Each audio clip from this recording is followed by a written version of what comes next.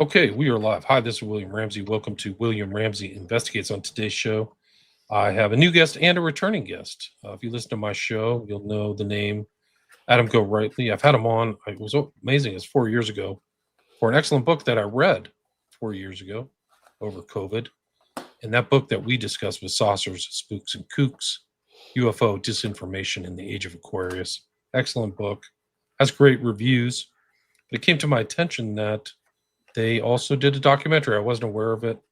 Been busy with other things, but a documentary. You'll see the cover poster if you're watching this on one of my 3 YouTube channels, X or Rumble or Rockfin. You'll see the kind of poster for it. I think it has a lot of interesting characters in here. See the poster for the Saucers, Spooks, and Kooks documentary, which was released January 22nd. So I will put a link to the documentary. It is only at one specific site, which is the full name of the documentary.vhx.tv. So go check it out there and support your independent filmmakers and creative people like that. Well, Adam has a long history. He was on with Visigoth, who sadly passed away last year in January. And I published a couple of the old interviews he did with Visigoth, I think On the Grassy Knoll or Beyond the Grassy Knoll. So he's written many, many books in addition to Saucers, Spooks, and Kooks. One that I have an actual manual copy, which I read, which was great too, is The Shadow over Santa Susana, Black Magic, Mind Control, and the Manson family mythos. So check that out. I think the one that I posted, the interview that's on William Ramsey Investigates, is about, I think, Carrie Thornley or, no, it was King Kill 33, I think. But this book is Caught in the Crossfire, Carrie Thornley, Oswald and the Garrison investigation. There's also The Prankster and the Conspiracy. That's the one that I posted. The story of Carrie Thornley and how he met Oswald and inspired the counterculture, which Carrie Thornley's story really is unbelievable, but real. Another of his books is Happy Trails to High Weirdness, a conspiracy theorist tour guide. The Best of Adam Gorightly, Who's Who in the Manson Family. A is for Adamski, The Golden Age of the UFO Contactees. So it's had a lot of great books. So go check out Adam Gorightly.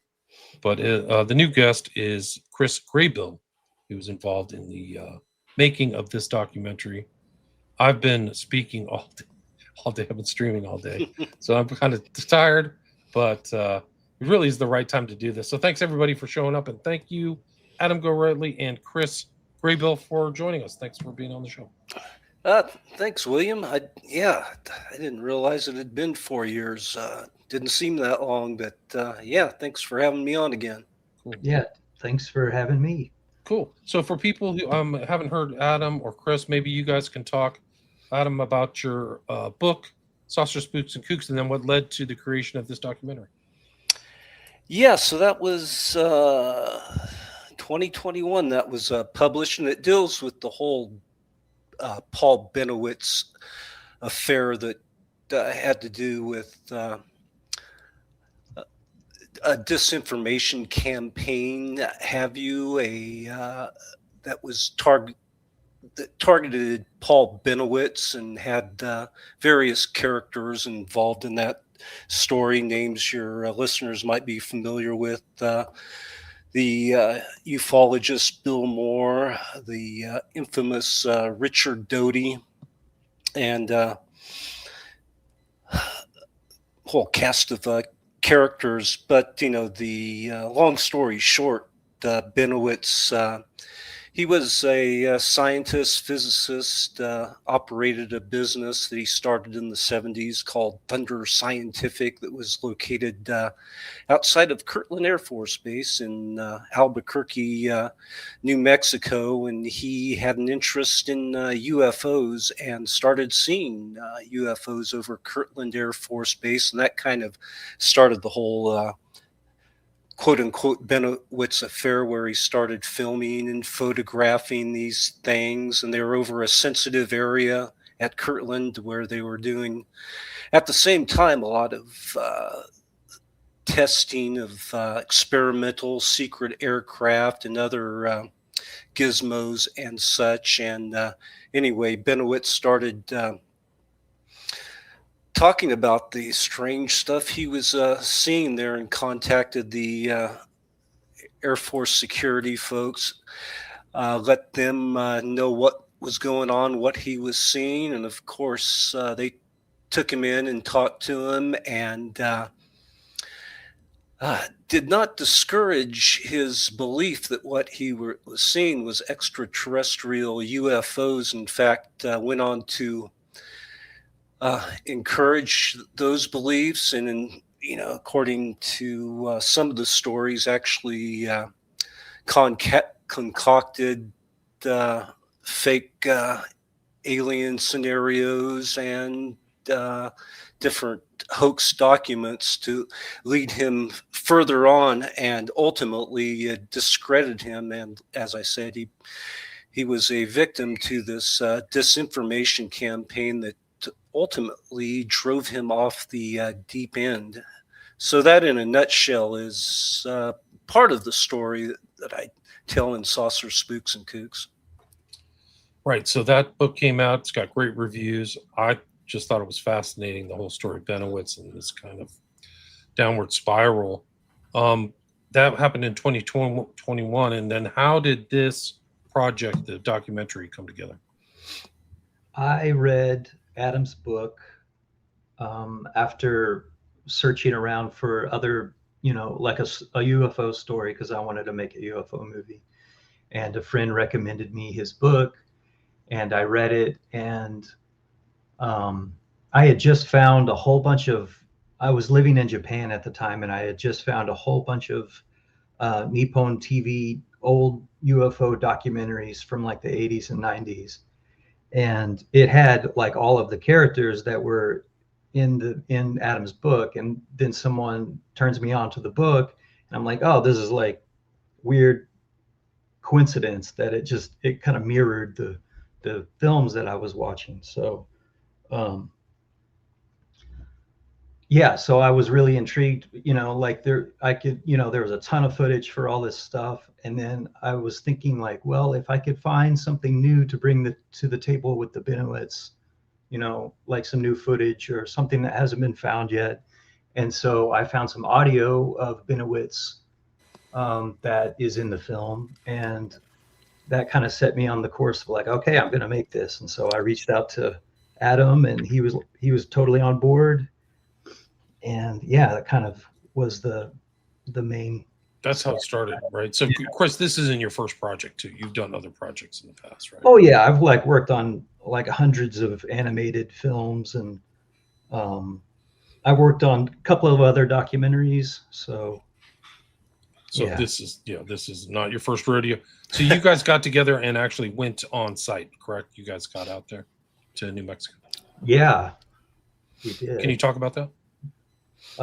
Let's see. So Adam came down to LA where we filmed Greg Bishop. And then that was like super intense 3-hour in the heat with all my lights set up. And then we made a road trip out to Dulce. On the way to Dulce, we stopped by Farmington, where there was a supposed flying saucer crash, but we couldn't find anything. Supposedly it was, according to some sources, where the Aztec saucer crash happened. But the more you look into that, there's different people who wrote books about Aztec, and I think the site we went to check out was somebody who'd written a book in the last couple of decades and decided just to put his own monument out somewhere that got torn down at some point. So who knows how. Do you guys drive by the Shiprock too on the way to Farmington? The infamous Shiprock, the rock in the middle of nowhere. Ooh, I don't know this. Yeah, that's good land. I mean, that whole northern part of New Mexico is. We did go by a giant crater it was just massive. That was really fun. Oh yeah, there's awesome. one right on north of. It's called Shiprock, and it's south on with that freeway there, which is 515. So if you come east-west, if you drive east-west, you might have seen it unless you drove at night. But I think we were taking we were kind of up really northern Okay. New Mexico too. So we might have been off the beaten path of highways. It's a haunted kind of spooky area at times, I think, that northern New Mexico. My Yeah, opinion. yeah, and we actually went out to Dulce and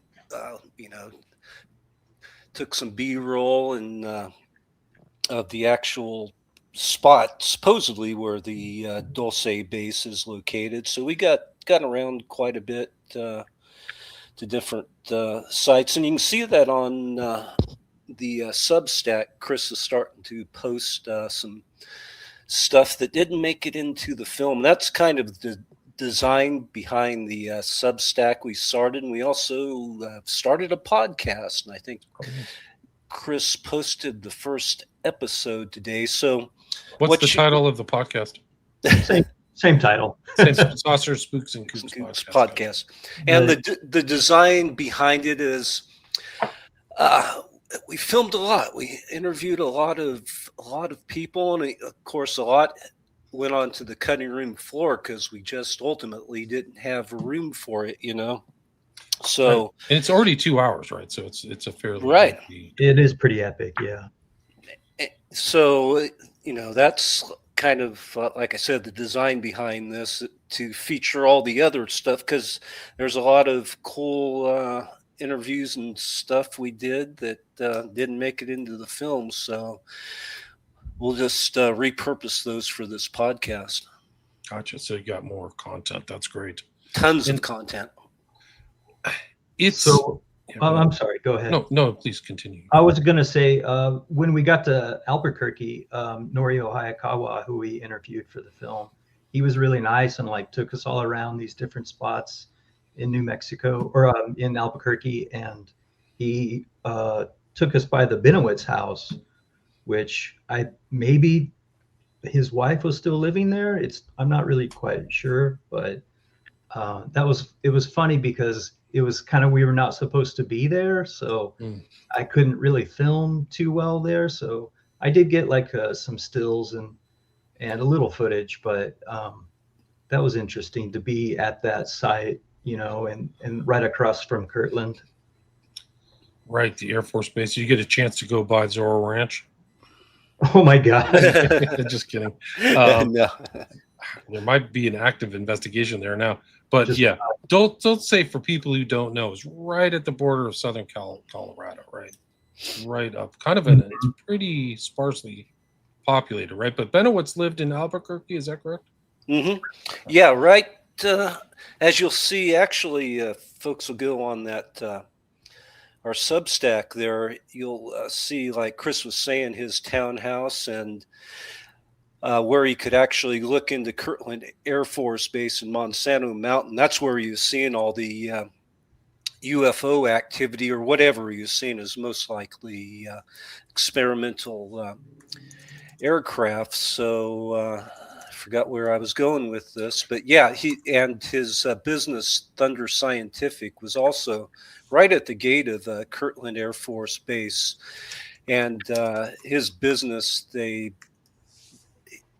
was this kind of scientist, physicist, mad scientist guy, created different instruments for aircraft, avionics, altimeters, that type of stuff.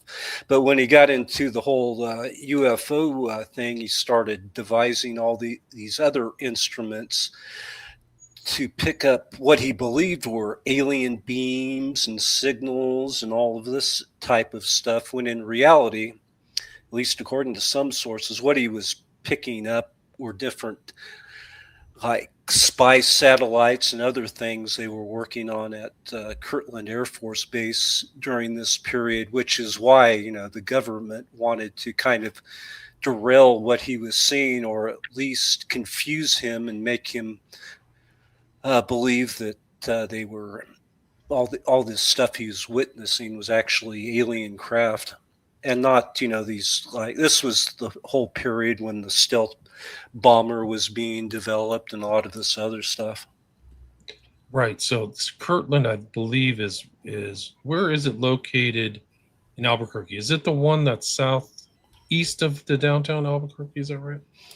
It's like a huge base, right? Oh yeah, it's huge, north- and it's adjacent to the airport. Actually, is right up against it, and that was part of the larger story that during this whole Benowitz period when he was monitoring all this stuff, the airport lost power and communication like for several hours one day. I mean, we're talking 7 or 8 hours, and it was most likely on account of something that they were testing at Kirtland that made everything go haywire. Yeah, so high tech stuff going on in New Mexico. Totally, yeah. The so you guys filmed there. You had Norio Hayakawa, who's also kind of a known UFO expert, right? Is he in the film? Yes, yeah. He was the what we deal with in the film is a lot of what was going on in the 1980s with these revelations of Kirtland Base, which were kind of a spin-off of the Benowitz affair. And that's when these stories about Area 51 emerged. So a lot of the characters that were prevalent on the scene during that period we talked to, such as Norio Hayakawa, who spent a lot of time out. He was with the group, a citizens group that were protesting how they were during that period keeping people out of Area 51, where a lot of the same things going on at Kirtland was happening there, and a lot of these groups were trying to figure out what exactly was going on, And so we also talked to just a number of people. David Perkins, who had a long history in researching cattle mutilations in the Dulce area, and Christian Lambright, who was involved in the Benowitz affair, and a whole number of people. Also, the characters like Bill Cooper were involved in this scene during the late 80s, along with John Lear,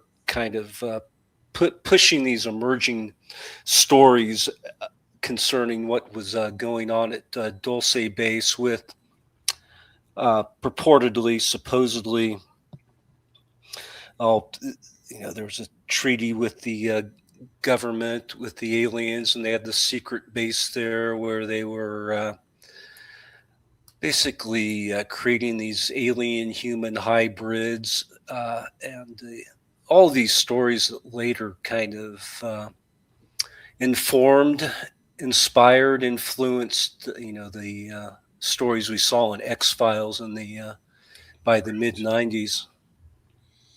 Right, that whole area is kind of exiled. Where was Bill Cooper? He was headquartered somewhere around there. Was he in Arizona or New Mexico? He was in Arizona for a long time. Yeah. Right. So that's also the land of the cattle mutilations. Really, is actually that northern New Mexico area, if I remember correctly. There's a lot there. Mm-hmm.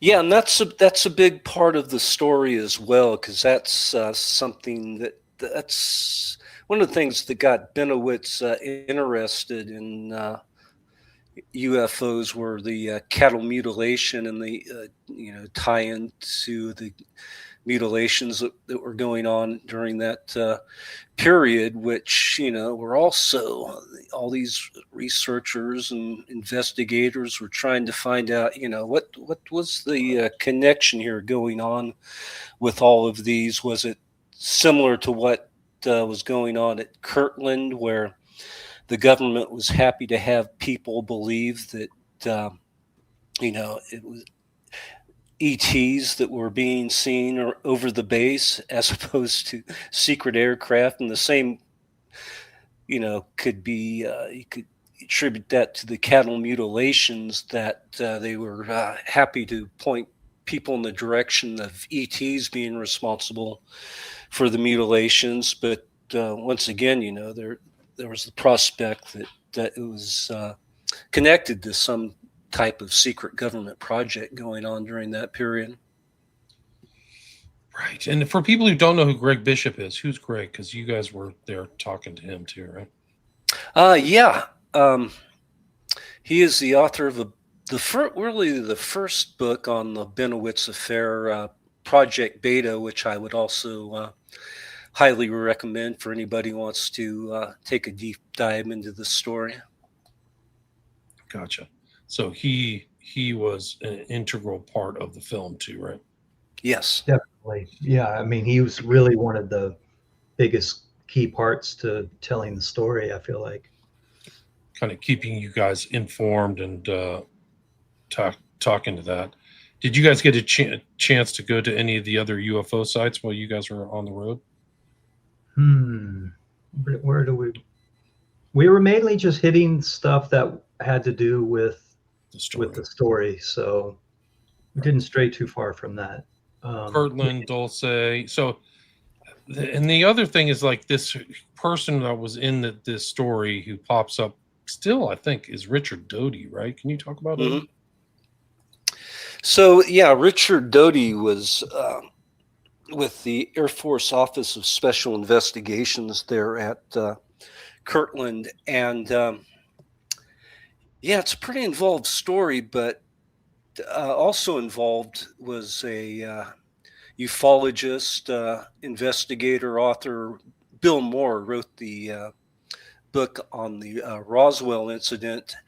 And so how the Doty and Moore got connected with Benowitz had to do with an incident where this mysterious character who Moore has referred to as Falcon, a code name over the years, allegedly a high-level CIA agent, came in contact with Moore around this period. We're talking 1980, after he had published his book on Roswell, and struck up a deal with him. Moore was prominent in UFO circles at that time. He belonged to a group called APRO, the Aerial Phenomena Research Association, which was investigating UFOs in the Southwest. Anyway, the government, the spook types, approached Moore and offered him a bargain.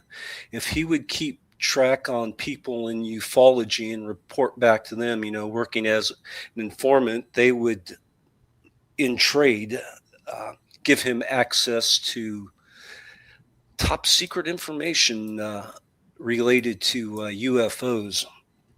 And during that period, much more so than today, a lot of the folks involved in the different UFO groups were also these guys who were civilian contractors and who worked on, different, like some of the stealth projects and these type of things during this period. And at the same time, you had that different UFO conventions where you had these civilian contractors interested in UFOs. You had spies from the Soviet Union and China showing up upon occasion. Wow. And so that was kind of what the interest was in people in ufology, and contacts Bill Moore had. He had some various contacts in the Soviet Union, is to basically find out who these spies were, and pass on to them bogus information. And that's where a lot of these hoax documents a lot of moving parts of the story that came out during this period, the MJ-12 documents and the Aquarius documents and all of these things that were connected to Bill Moore and Richard Doty. Doty, kind of, according to the way he tells the story, he was a middleman or proxy behind the high-level spooks. And he was the one that was passing Moore a lot of these supposedly super secret documents, a lot of them that ultimately turned out to be hoax documents, like the MJ12 papers that basically confirmed the Roswell crash, which was kind of convenient because Moore had written a book about the Roswell crash a couple of years before these documents surfaced. And so, it's a very convoluted story that, and we don't know all the answers. Who was involved with was Bill Moore actually concocting some of these documents? Were Moore and Doty working together? Was basically Moore a dupe who didn't know anything? I have my suspicions, but we still, after all these years, really don't have the answers to all the pieces of the puzzle. Right. I mean, it really is a complex thing. And one of the things that I think people would be surprised about is that how many intel and military people are around at least this particular case, if not the UFO movement in general. Would you agree with that? Well, of course, yeah. And I talk about it throughout the book. It's kind of the same cast of characters that keep reappearing over the decades, that, dating back to the likes of Hal Puthoff back in the early 70s with projects at Stanford Research Institute, where they were doing experiments in remote viewing for the CIA. And he's another one of those guys who turns up in all these stories I talk about in the book, all the way to current day with, at least this last decade, with To the Stars Academy and Tom DeLonge, and once again pushing stories of Roswell and flying saucer crash retrievals. I believe they're all connected, and what go ahead. I was going to say, going back to the Farmington thing, I think the reason that we actually went there, just to switch gears for a second, was because in your book, Adam, there's a great chapter called Crash Goes the Saucers, and it goes into the Aztec crashed saucer, which we found in this case was in Farmington. And it was the story was put out like in the 1950s by this guy Frank Scully, who wrote Behind the Flying Saucers, and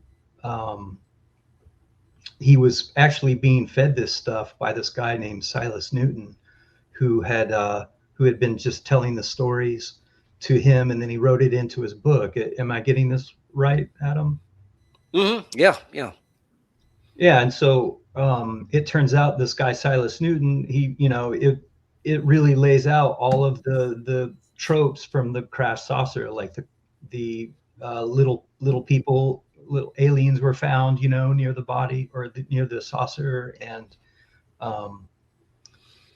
what are some other, like the meta metals or metamaterials? I think that was part of this story too, back in, it's like really early on in the 50s. So the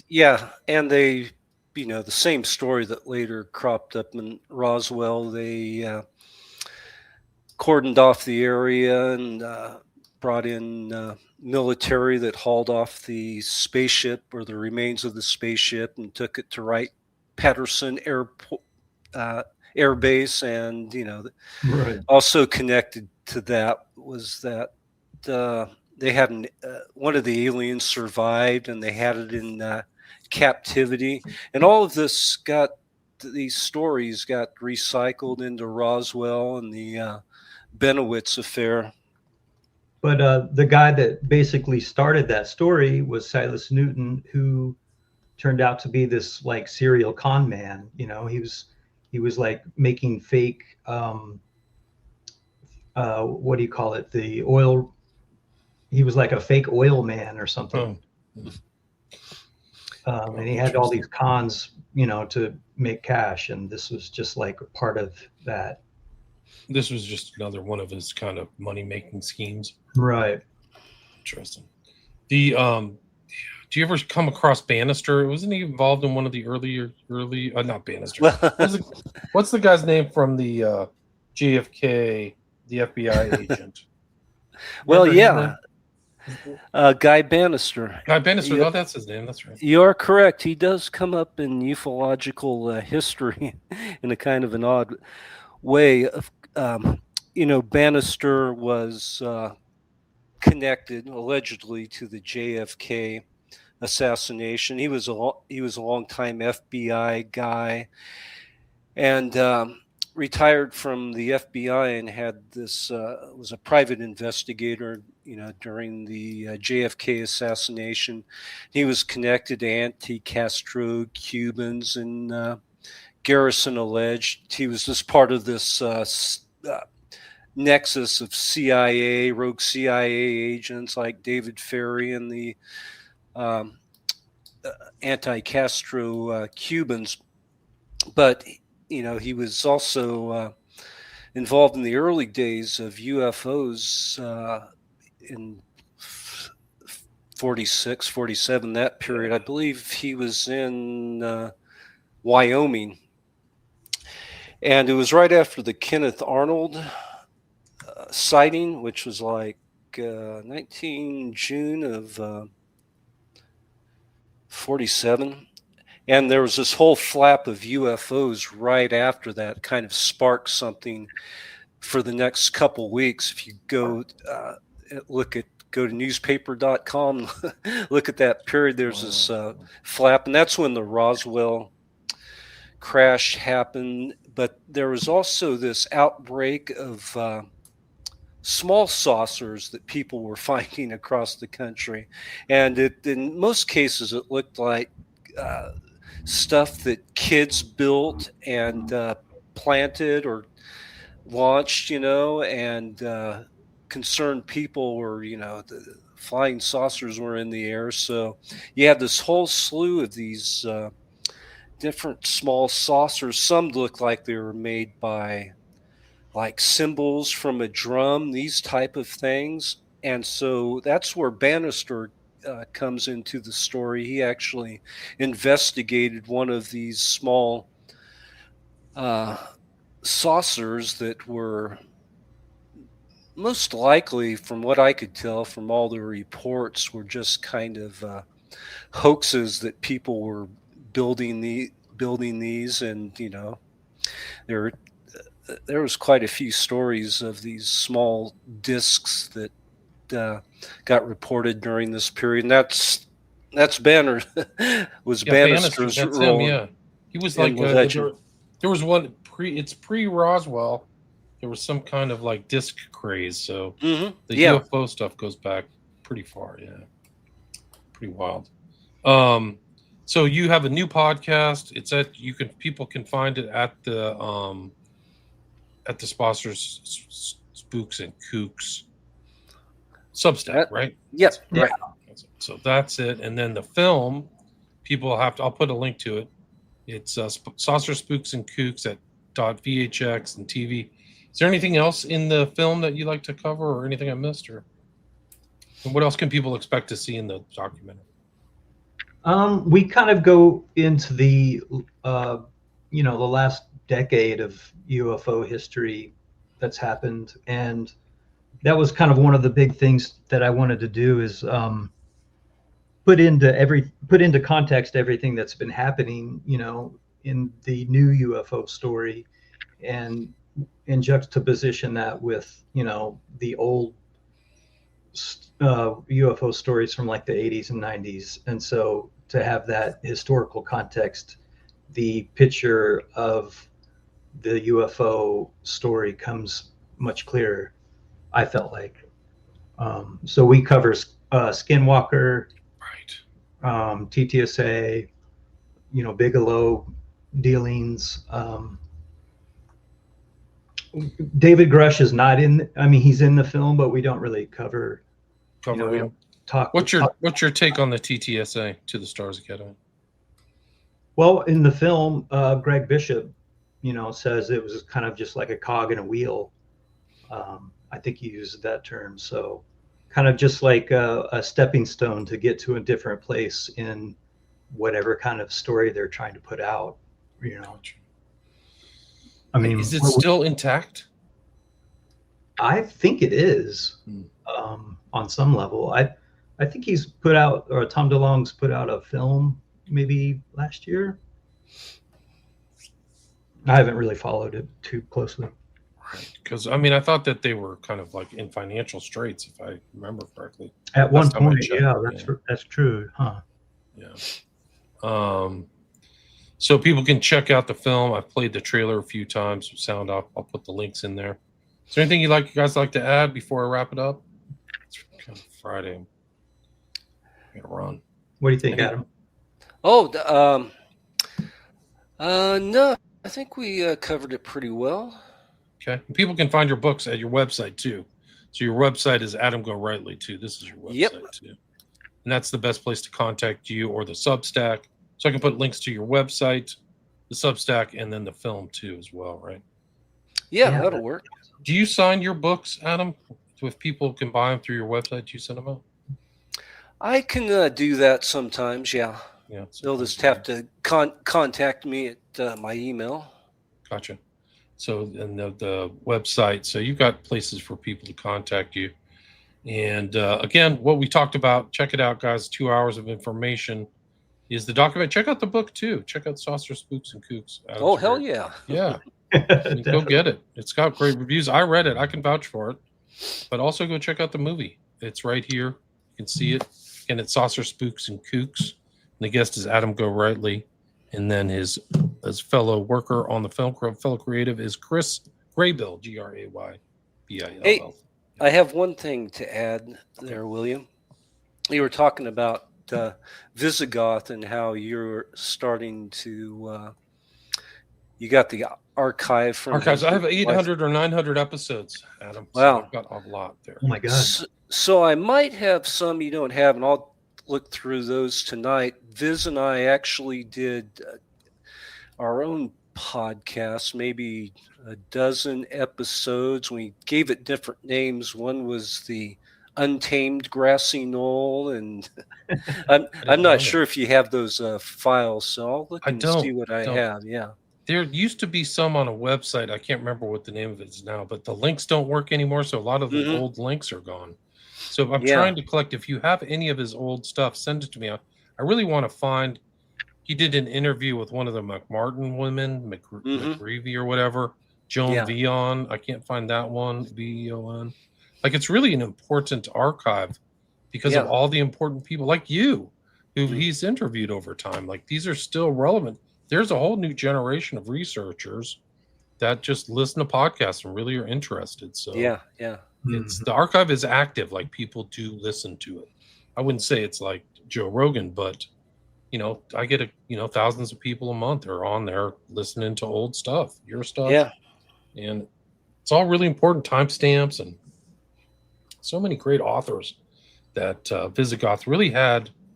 His sensibilities, even like at the very kind of beginning parts of the internet, were really good. Like, he really had reached out to people who were writing, I think, what was important stuff. So the archives are 800. I broke it down into 7, so it's easier. 7 different archives, so it's easier to kind of get through, and Adam's in there. So if you send me those old ones, I'd be happy to post them, and it'll help get your name out there. It'll help you sell books, that's for sure. Cool. Again, guys, thanks so much for your time. Congrats on the new film, just came out January 2025, and it is a documentary based on the excellent book Saucers, Spooks, and Kooks. So thanks so much for your time. Really appreciate it. Thank you, William. All right, stay there.